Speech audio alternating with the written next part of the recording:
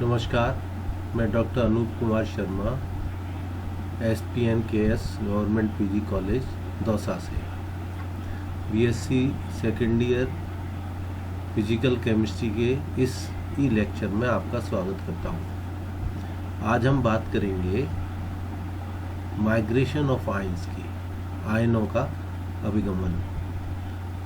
आयनों के अभिगमन के बारे में हिटॉल्म्स ने अध्ययन किया। उन्होंने देखा कि विभिन्न आयन भिन्न भिन्न गतियों से चलते हैं, पर उनकी यह गति कई बातों पर निर्भर करती है, जैसे आयनों का आकार, विलयन की सांद्रता आदि। तो भिन्न भिन्न गतियां होते हुए भी इलेक्ट्रोडों पर मुक्त हुए आयनों की मात्रा समान होती है। इस तथ्य को हिटॉल्म्स ने एक सैद्धांतिक प्रयोग से समझाया। आयनों की गति जो है वो आयनों के आकार पे निर्भर करती है, सांद्रता पर निर्भर। जैसे हम समझते हैं जितना बड़ा आयन होगा उसकी गति उतनी ही कम होती है ना, और सांद्र विलयन में आयनों की गति कम हो जाती है। तो आयनों के आकार अलग अलग हैं, उनकी गतियां भिन्न भिन्न हैं, फिर भी वो जो है वो समान मात्रा में जो है वो विद्युत का चालन करते हैं, है ना। इलेक्ट्रॉनों पर मुक्त हुए आयनों की मात्रा समान होती है।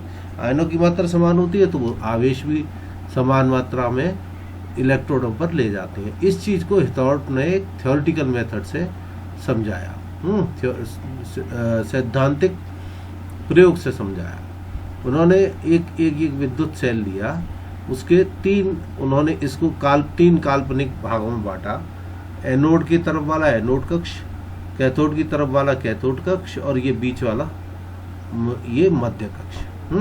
तो हिटॉल्म्स ने एक विद्युत सेल की कल्पना करी जिसमें समान संयोजकता वाले समान आयन उपस्थित हैं। इस सेल को तीन काल्पनिक भागों में बांटा गया है, जो क्रमशः एनोड कक्ष, मध्य कक्ष और कैथोड कक्ष कहलाते हैं। उन्होंने जिस इलेक्ट्रोड की तरफ का जो भाग है उसको वो नाम दे दिया और बीच वाले को मध्य कक्ष में दिया। अब इन सब में समान मात्रा में आयन, धनायन और समान मात्रा में ऋणायन उपस्थित है।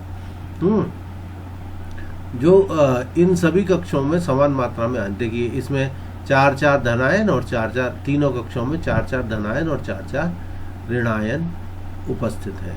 चित्र में दिखाई गई विभिन्न स्थितियां निम्न प्रकार है। जैसे ये स्थितियां, स्थिति फर्स्ट, सेकंड, थर्ड, फोर्थ। तो स्थिति फर्स्ट में सभी कक्षों में समान मात्रा में 4 आयन, धनायन और ऋणायन उपस्थित है। ये पहली स्थिति रही। स्थिति सेकंड में, अब स्थिति सेकंड में हमने माना ये जो स्थिति सेकंड है, इसमें माना केवल धनायन ही गति करते हैं। हम ये कंडीशन ले रहे हैं कि ऋणायन मान लो चल ही नहीं रहे, केवल धनायन ही गति कर रहे हैं। माना केवल धनायन ही गतिशील है, वो 2 धनायन एनोड कक्ष से कैथोड कक्ष की ओर गति करते हैं। ये एनोड कक्ष है। इस एनोड कक्ष में से ये 4 में से, शुरुआत में 4 थे, 4 में से 2 धनायन और कैथोड कक्ष में चले गए। कैटायन जो है वो कैथोड की तरफ जाएंगे, तो धनायन जो है वो कैथोड में चले गए इधर। इसमें ये बात ध्यान रखने की है कि ये जो मध्य कक्ष है इसमें आयनों की संख्या में कोई परिवर्तन नहीं होगा, है ना। ये इक्विलिब्रियम को शो करता है। तो बीच में तो माना केवल धनायन गति कर रहे हैं। स्थिति सेकंड ये है कि केवल धनायन गति कर रहे हैं, ऋणायन गति नहीं कर रहे। माना तो 2 धनायन यहाँ से एनोड कक्ष से कैथोड कक्ष में चले गए। मध्य कक्ष में आयनों की संख्या परिवर्तित रहती है। इस स्थिति में एनोड कक्ष में से 2 ऋणायन, एनोड कक्ष में 2 ऋणायन अधिक हो जाते हैं, जो कि एनोड 2 को 2 इलेक्ट्रॉन देकर उदासीन होकर मुक्त हो जाते हैं। तो यहाँ से ये 2 धनायन ज़्यादा हो गए, कैटायन 2 ज़्यादा हो गए, तो यहाँ से ये इलेक्ट्रॉन लेकर फ्री हो जाएंगे। 2 इलेक्ट्रॉन मुक्त, उदासीन होकर मुक्त हो जाते हैं। इस प्रकार कैथोड कक्ष में 2 धनायन अधिक हो जाते हैं और कैथोड से इलेक्ट्रॉन लेकर उदासीन हो जाते हैं, वह मुक्त हो जाते हैं। तो एनोड कक्ष में तो ये दो ऋणायन जो ज़्यादा हो गए, 2 धनायन ही है, तो 2 ऋणायन को उदासीन कर देंगे, लेकिन ये 2 एक्स्ट्रा हो गए, तो ये यहाँ पे इलेक्ट्रॉन देते हैं, एनोड कक्ष में ये ऋण आयन और ये न्यूट्रल हो गए। इसी तरह कैथोड कक्ष में ये दो धन आयन है जो यहाँ से इलेक्ट्रॉन लेकर मुक्त हो गए, है ना, उदासीन होकर मुक्त हो जाते हैं। इस प्रकार यद्यपि केवल धनायनों का अभिगमन हुआ तथा ऋणायन गतिशील नहीं हुए, फिर भी दोनों इलेक्ट्रोडों पर मुक्त हुए आयनों की संख्या बराबर 2-2, है ना। केवल धनायन चले या ऋणायन नहीं चले हैं, लेकिन दोनों इलेक्ट्रोडों पर मुक्त हुए आयन बराबर बराबर रहे, 2-2 ही रहे। ठीक है, तो जब अपन ये माना कि केवल धनायन चले, उस स्थिति में भी दोनों इलेक्ट्रोडों पर इस एनोड पे भी 2 ऋणायन मुक्त हो गए। ऋणायन चले नहीं फिर भी मुक्त हो गए। तो केवल एक कंडीशन हमने ये मानी कि केवल धनायन चल रहे हैं, उस स्थिति में भी समान मात्रा में आयन दोनों इलेक्ट्रोडों पर मुक्त होते हैं। अब स्थिति 3 देखें। स्थिति 3 क्या है? माना यदि दोनों प्रकार के आयन गतिशील है, दोनों ही आयन चल रहे हों, तो 2 धनायन कैथोड कक्ष में अधिक हो जाएंगे, इसी प्रकार 2 ऋणायन चलकर एनोड कक्ष में अधिक हो जाएंगे। अतः दोनों इलेक्ट्रोडों पर 4-4 अतिरिक्त आयन मुक्त होंगे। अतः समान गति से चलने पर भी समान मात्रा में 4-4 आयन दोनों इलेक्ट्रोडों पर मुक्त होते हैं। ये समझ लें यहाँ पे कि ये स्थिति 3rd है। तो 3rd स्थिति में अपन क्या मान के चल रहे हैं कि धनायन और ऋणायन, कैटायन और एनायन दोनों जो है वो समान गति से चल रहे हैं। समान गति से चल रहे हैं तो 2 कैटायन कैथोड की तरफ चले गए, यहाँ पे 2 कम हो गए, 2 रह गए यहाँ पे 4 में से, और यहाँ पे धनायन या कैटायन जो है वो कितने हो गए? 4 पहले से थे और 2 और बढ़ गए तो 6 हो गए। ठीक है, इसी प्रकार 2 नेगेटिव आयन, 2 एनायन, 2 ऋणायन यहाँ से यहाँ एनोड कक्ष में आ गए, तो यहाँ पे जो एनायन है वो 2 रह गए, और यहाँ पे एनायन कितने हो गए? 6 हो गए। तो अब इनको बैलेंस कर दें तो यहाँ पे 4 धनायन मुक्त हो गए और यहाँ पे 4 ऋणायन मुक्त हो एक्स्ट्रा हैं। तो ये 4 एक्स्ट्रा ऋणायन यहाँ से इलेक्ट्रोड, ये जो एनोड है इसको इलेक्ट्रॉन दे देते हैं और ये न्यूट्रल हो जाते हैं। इसी प्रकार यहाँ पे ये 4 कैटायन जो है यहाँ से इलेक्ट्रॉन लेकर उदासीन हो जाते हैं। तो इस प्रकार इस कंडीशन में हमने देखा कि दोनों आयन समान गति से गति करते हैं तो भी समान मात्रा में जो है आवेश मुक्त हो रहा है, दोनों इलेक्ट्रोडों पर समान मात्रा में आवेश मुक्त हो रहा है। तो ये रही स्थिति 3rd सॉरी, है ना। तो पहली स्थिति में हमने माना कि जो है ये जो आयन जो है वो एक ही आयन चल रहा है, दूसरा चल नहीं रहा, तब भी समान मात्रा में हुए। अब दोनों आयनों की हमने गति समान मानी, तब भी समान मात्रा में आयन मुक्त हुए। अब ये स्थिति 4th देखें, इसमें हमने माना कि जो है धनायन से ऋणायन की गति तेज है, एनायन जो है वो तेज गति से चल रहे हैं। तो यहाँ से 2 धनायन, 2 कैटायन जो है वो कैथोड कक्ष में गए और यहाँ से 3 एनायन एनोड कक्ष में आ गए। ठीक है, 2 धनायन तो 2 मूव हुए, उनकी गति कम है तो 2 धनायन ही चल पाए, और ऋणायन की गति अधिक मान ली हमने, तो ये यहाँ से 3 ऋणायन जो है वो यहाँ पे एनोड कक्ष में आ गए। अब यहाँ पे देखें हम कि कैथोड एनोड कक्ष में यहाँ पर 2 धनायन है तो ये 2 ऋणायनों को मुक्त कर देंगे, तो एक्स्ट्रा ऋणायन कितने हो गए? 4 पहले से थे यहाँ पे, 3 वहाँ से आ गए, 7 है ना। तो 7 में से ये 2 तो न्यूट्रल हो जाएंगे, तो 5 यहाँ पे ऋणायन एक्स्ट्रा हो गए। अब धनायनों का हिसाब देखें, यहाँ पे 4 पहले से थे, 2 इधर से आए तो 6 हो गए। 6 में से यहाँ पे बैलेंस करने के लिए ऋणायन एक ही है, तो 6 में से 1 तो बैलेंस हो गया, बाकी 5 एक्स्ट्रा है यहाँ। तो यहाँ तो 5 ऋणायन एक्स्ट्रा है और यहाँ पे 5 धनायन एक्स्ट्रा है। तो इस स्थिति में जब कि एक आयन तेज गति से चल रहा है और एक आयन स्लो गति से चल रहा है, मतलब आयनों की गतियां समान नहीं है, उस अवस्था में भी दोनों इलेक्ट्रोडों पर समान मात्रा में आवेश मुक्त हो रहा है। तो यहाँ पे 3 परिस्थितियां हमने देखी। हिटॉप्स ने जो बताया कि जब आयनों की एक आयन चल रहा हो, एक चल नहीं रहा हो, चाहे दोनों की गति समान हो, चाहे एक आयन की गति तेज हो, एक आयन की गति कम हो। इन इन ये जो तीन संभावनाएं हो सकती हैं, जो तीन संभावनाएं हमने ली है ना, ये तीन संभावनाएं संभव है। तो इन तीनों स्थितियों में, इन तीनों संभावनाओं में भी समान मात्रा में आयन जो है वो मुक्त होते हैं, समान मात्रा में आवेश जो है वो इन पे एनोड पे और कैथोड पे प्राप्त होता है। केवल फर्क ये आ रहा है कि यहाँ हमने जब देखा कि एक आयन नहीं चल रहा तो कम मात्रा में आवेश मुक्त हुआ, है ना। यहाँ पे जब दोनों गति चल रहे तो ज़्यादा अमाउंट में आवेश मुक्त हो रहा है, लेकिन समान मात्रा में मुक्त हो रहा है। तो आवेश की मात्रा गति पर निर्भर करती है, परंतु आवेश, टोटल जो आवेश जो है वो दोनों इलेक्ट्रोडों पर वो हर एक परिस्थिति में समान मात्रा में मुक्त हो रहा है।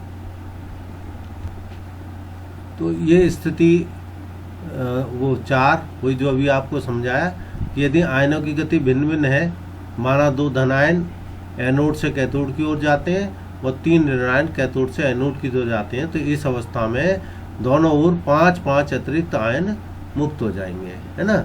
अतः भिन्न भिन्न गतियों से चलने पर भी समान मात्रा में आयन इलेक्ट्रोडों पर मुक्त होते हैं।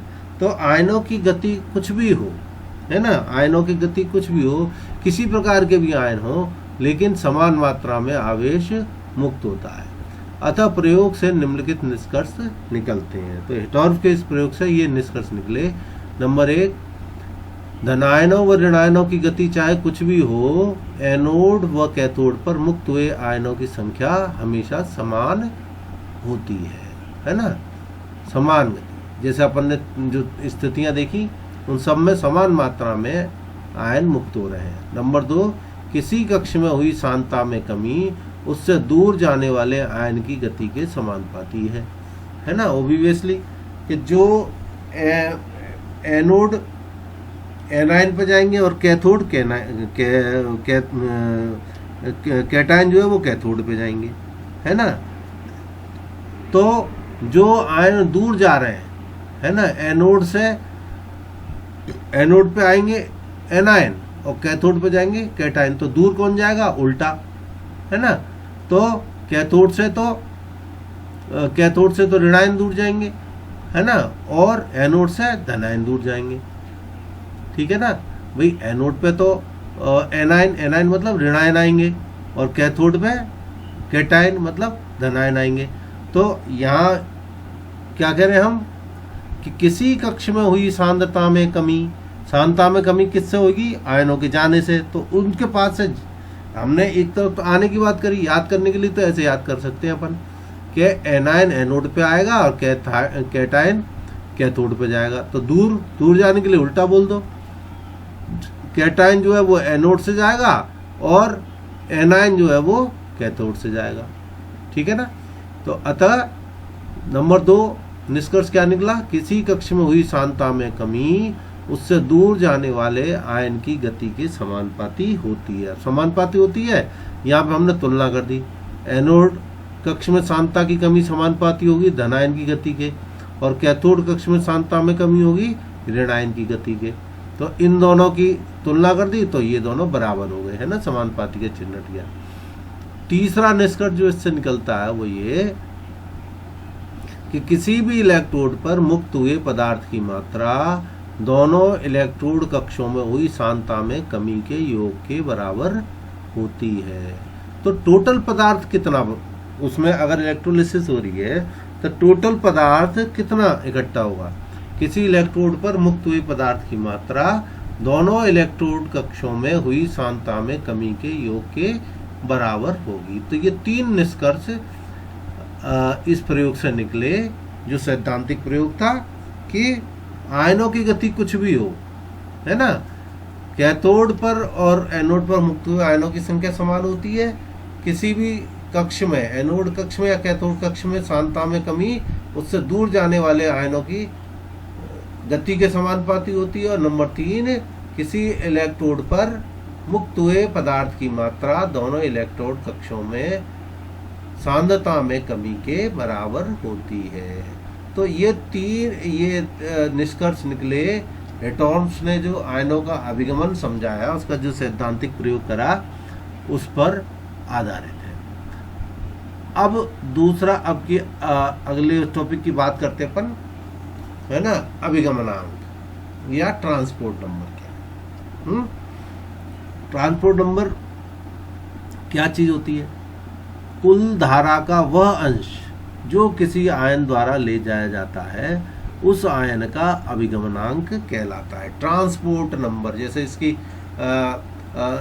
अंग्रेजी समझ में आ रहा है, कितना ट्रांसपोर्ट कर रहा है, कितने चीज ले जा रहा है। तो कोई आयन जितना आवेश ले जाता है, किसका? कुल आवेश का। तो कुल धारा का वह अंश जो किसी आयन द्वारा ले जाया जाता है, उस आयन का अभिगमनांक कहलाता है। यदि धनायन की गति U प्लस व ऋणायन की गति U माइनस हो तथा उनके अभिगमनांक क्रमशः T प्लस व T माइनस हो, तो है ना, गति तो U मान ली आयनों की और ट्रांसपोर्ट नंबर T मान लिया, तो धनायन का अभिगमनांक T प्लस बराबर धनायन द्वारा ले जाई गई धारा बटे कुल धारा। तो धनायन द्वारा ले जाएगी धारा किस पर डिपेंड करेगी? धनायन की गति पर। और कुल धारा धनायन की और ऋणायन की गति दोनों पर निर्भर करेगी। ठीक है ना। तो धनायन का अभिगमनांक क्या हो गया? धनायन द्वारा ले जाई गई धारा बटे कुल धारा। तो धनायन द्वारा ले जाई गई धारा किसके समानुपाती है? धनायन की गति के U प्लस के। और कुल धारा किसके समानुपाती होगी?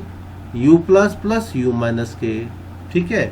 अब यहाँ पे चूंकि तुलना कर रहे हैं इन दोनों चीजों की, है ना, बटे कर दिया, इसलिए यहाँ पे ये बराबर का साइन। तो धनायन का अभिगमनांक क्या हो गया? T प्लस बराबर U plus upon U plus plus U minus, धनायन की गति प्लस ऋणायन की गति। इसी प्रकार ऋणायन का अभिगमनांक T माइनस क्या होगा? U माइनस ऋणायन की गति, ऋणायन द्वारा ले जाएगी कुल धारा बट ऋणायन द्वारा ले जाएगी धारा बटे कुल धारा। दोनों आयनों द्वारा ले जाएगी कुल धारा हमेशा इकाई होगी, है ना। अतः T plus plus T minus, धनायन का ट्रांसपोर्ट नंबर अभिगमनांक प्लस ऋणायन का अभिगमनांक बराबर, इन दोनों चीजों को जोड़ दें हम तो ये कितना आएगा? 1, है ना। तो T plus plus T minus is always 1। धनायन का अभिगमनांक व ऋणायन का अभिगमनांक जो है वो एक इकाई होता हमेशा। अतः यदि एक आयन का अभिगमनांक ज्ञात हो तो दूसरे का परिकलित किया जा सकता है। इस समीकरण से हम निकाल सकते हैं। धनायन का अगर अपने को अभिगमनांक पता है किसी भी लेन में, तो उससे ऋणायन के अभिगमनांक की गणना की जा सकती है ना। एक ion T plus plus T minus is equal to 1। ठीक है। तो एक आयन का अभिगमनांक अगर हमें पता है तो एक में से घटा देंगे उस वैल्यू को, तो दूसरे आयन का अभिगमनांक हमें पता लग जाएगा। ठीक है ना। अब ये तो रहा अभिगमनांक। अब अभिगमनांक को ज्ञात करने की प्रायोगिक विधियां। तो 2 प्रायोगिक विधियां प्रमुख है, एक हेटोर्फ विधि और एक चल सीमा विधि। तो अगले चैप्टर में अगले लेक्चर में हम इन विधियों को जो है पढ़ेंगे। Thank you.